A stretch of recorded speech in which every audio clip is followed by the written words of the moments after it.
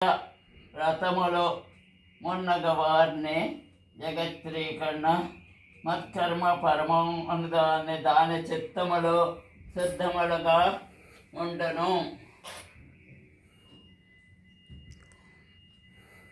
కుర్వన్ సిద్ధి అనే వాక్యము ద్వారా కర్మయోగము యొక్క మోక్షహేతువులు మనస్సును పరమాత్మయందు నిలుపటకైవలసిన అభ్యాసము కూడా ఎవరైనా చేయజాలనుచో అట్టివారు తరించుటకు మార్గమేమి?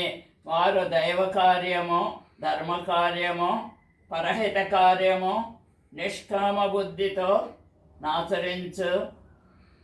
నాచరించుచు వచ్చిన క్రమము మోక్షసిద్ధి పొందగలవడు. అట్లు దైవ సంబంధమైన కర్మాచరణ చేయజాలనుచో అత్తరి ధరించుట తెలియచేయుచున్నాను. అంటే ఎక్కువ భగవంతుడి మీద దృష్టి పెట్టుకోవాలి అని యామకోట రాస్తాను కదా. అవును, అంతే కదా. అలాగే ఎక్కువసేపు ఆ దేవుడే కదా. అవును, దామకోటి అంటే ఇంకా చదవ. రాముడే చెప్పండి. 7 కొండల వాడుగా వెళ్ళేట. ఎందుకు వెళ్ళాడు? ఎందుకు వెళ్ళారో మనకు తెలీదు. ఎప్పుడో ఒకసారి రాశారు. ఇంకా చదవను. వాడు విష్ణుమూర్తి. ఇది ఇంకా చదువు. దేని కాదు, ఒక దాంట్లో విష్ణుమూర్తి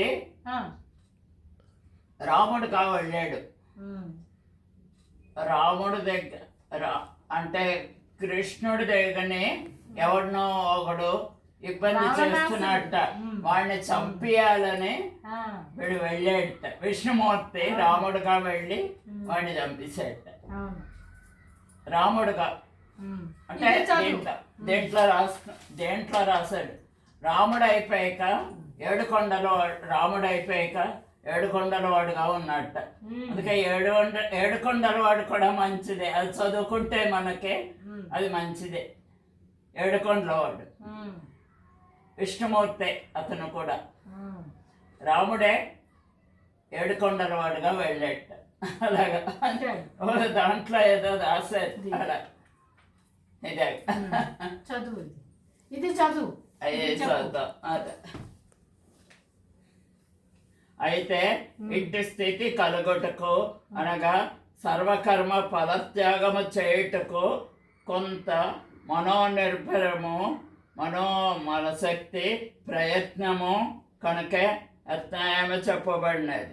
పట్టుదలతో ప్రయత్నపూర్వకములకు మనస్సును నియమించుకొనుచు